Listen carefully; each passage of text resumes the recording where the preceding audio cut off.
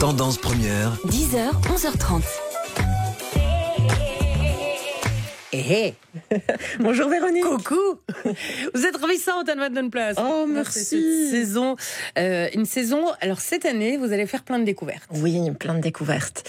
Et je vais commencer par un jeu qui s'appelle Synchronicity. Alors si je vous dis que ce jeu dont je vais vous parler, Véronique, il permet à la fois de mieux connaître ceux avec qui vous jouez la partie en à peine quelques heures, mais aussi de développer votre intuition, voire de sentir les synchronicités qui nous entourent. Alors c'est un terme un petit peu mystique, un peu mystérieux pour beaucoup d'entre nous, pour moi aussi, je vous rassure, avant de faire cette chronique.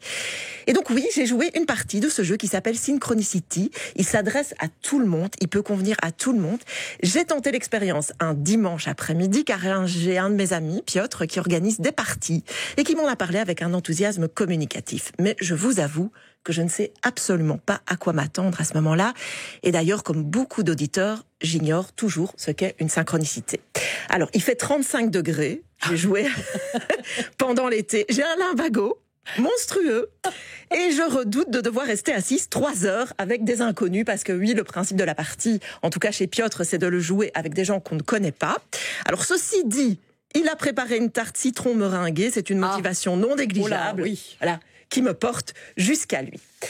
Alors, j'arrive plus ou moins en même temps que les autres participants. On reste debout à se regarder, à se dire un peu des politesses. Alors d'emblée, Gilbert nous dit qu'il ne croit pas du tout à ça, sous-entendu les synchronicités, mais il est venu par curiosité. Et puis Sylvie, elle croit très fort à tout ça, et elle est venue pour voir, mais elle sent déjà qu'elle va adorer. Et moi, j'ai mal au dos. Alors, avant tout, je fais une pause avant de passer à la partie. Savez-vous, Véronique, ce qu'est une synchronicité? C'est quand deux événements se rencontrent de manière parfois un peu inattendue, mais que on donne du sens à ça. Tout à fait, c'est exactement ça. Et quelques années d'émission, c'est ça. Et aux auditeurs, je déconseillerais d'aller sur Wikipédia voir la définition, parce que c'est vrai que Jung a été un des premiers à venir avec les synchronicités, et c'est vachement complexe quand on regarde au niveau de Wikipédia. Et donc, pour moi, l'anecdote la plus parlante pour réexpliquer ce qu'est une synchronicité, c'est quelque part la naissance de ce jeu. C'est comment ce jeu est né. Eh bien, il est basé sur le travail du scientifique Romuald Le Terrier, et il a été créé par un Belge, Philippe de Wees. Et si je vous dis, Véronique, que ces deux hommes viennent de 2 milieux différents, 2 pays différents, ils n'étaient absolument pas destinés à se rencontrer ni à collaborer ensemble. En fait, Philippe de Wees, il avait déjà créé un jeu qui s'appelle Avalam, qui est d'ailleurs un des jeux de stratégie les plus primés au monde. Et donc, du coup, Philippe nous explique très bien le début de cette collaboration qui a démarré sur une synchronicité. On peut écouter donc Philippe de Wees nous raconter ça. Alors moi, ce que je trouve complètement fou, c'est comment ce projet il est arrivé jusqu'à nous. Et il s'est créé à partir de plein de synchronicités, en fait. La première, c'est, je suis en vacances chez la famille de ma petite femme, et j'écris un bouquin qui s'appelle Romuald, sans le D. Et puis, il y a son beau-père, qui, d'ailleurs, je le salue, et ma petite femme aussi, au passage, il vient avec une feuille qu'il a photocopiée, il fait ça jamais, avec un bouquin, il me dit, tiens, j'ai pensé à toi, ça doit t'intéresser. Or, le bouquin, il est écrit par un certain Romuald Le Terrier et Jocelyn Morisson, et ça s'appelle Se souvenir du futur. J'adore le titre, mais en plus, il y a une coïncidence dingue.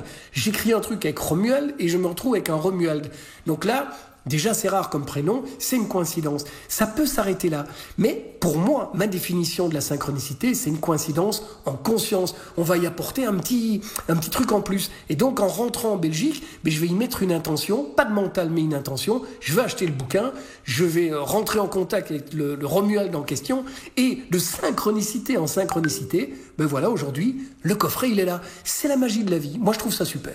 Et le coffret, c'est la boîte de jeu, alors. C'est la boîte de jeu. Ouais. Et donc, effectivement, les synchronicités, c'est, comme il le dit très bien, des coïncidences en conscience, des informations d'un futur possible qui nous appellent, une petite touche de magie qui donne le sourire. Et donc, effectivement, c'est vrai que, comme vous dites, Véronique, quelque part, il faut y donner du sens. Imaginons qu'il y a une amie que vous n'avez plus vue depuis 5 ans, vous rêvez d'elle, le lendemain, paf, vous la croisez. On va voir si vous en faites quelque chose ou pas. Peut-être que vous vous direz non, c'est très bien que je ne la fréquente plus.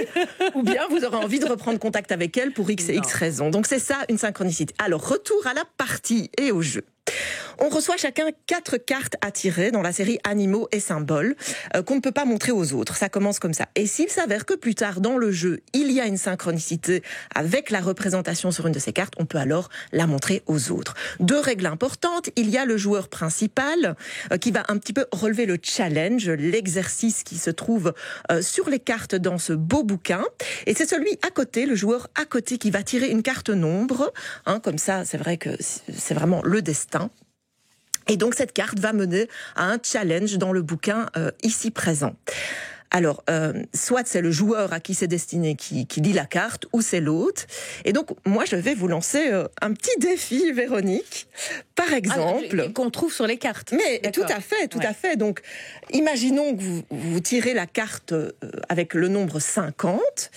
Eh bien, par exemple, donc là, on a tout un texte qui a été rédigé par Philippe Debès, qui est d'ailleurs très très bien rédigé, très inspirant. Et on a un petit challenge. Par exemple, pensez à quelqu'un qui a chamboulé vos croyances et racontez-nous pourquoi. Ah oui, comme ça, d'emblée. Oui, je veux dire la première personne à qui je pense, qui est mon beau-père, qui est quelqu'un de très croyant, très catholique, mais qui m'a fait changer d'image sur les personnes pratiquantes de cette religion. Voilà. C'est un bel hommage. On dit rapidement comme ça, hein. Oui, on l'embrasse très fort surtout. Eh bien, super ça. Alors, la carte 30, par exemple, ça, vous voyez le genre d'exercice qu'on a. Racontez une anecdote liée à un hasard qui vous a marqué. Avez-vous vécu un hasard, pas une synchronicité, qui a chamboulé votre vie, un projet, une relation? Connaissez-vous une histoire, une anecdote, un film où le hasard joue un rôle primordial? Voilà. Et c'est tout des petits challenges comme ça. Alors, du coup, c'est vrai que ça apporte un moment de partage formidable avec les gens autour de la table. Donc, moi, ce que j'ai ressenti, c'est vraiment ça. Au point que je n'ai même pas demandé des nouvelles de la tarte citron. Non, vous l'avez pas mangé. On l'a mangé, mais beaucoup plus tard. Et j'ai même oublié mon mal de dos. Alors effectivement, c'est vrai que j'ai pas vu beaucoup de synchronicité. Je pense qu'il faut un peu de temps pour ça. Mais c'est des échanges qui sont passionnants. Parfois, un participant partage une anecdote à travers un exercice.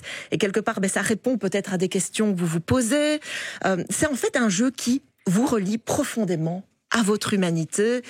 C'est un outil de rencontre. Et face à vous, d'autres humains, avec leur parcours, leur questionnement, et ça résonne souvent par rapport à ce que vous vivez. Alors, à qui ça s'adresse? D'abord, à la famille.